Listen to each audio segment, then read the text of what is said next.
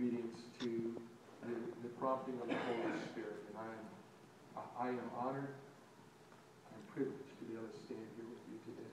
Thank you for blessing me. Thank you for blessing this church. Thank you for blessing your family with this obedience before the Lord. I love you. Father, this one is yours. In your name, Father, Son, and Holy Spirit, I baptize.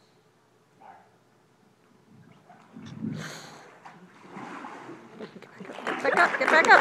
Oh. Hey.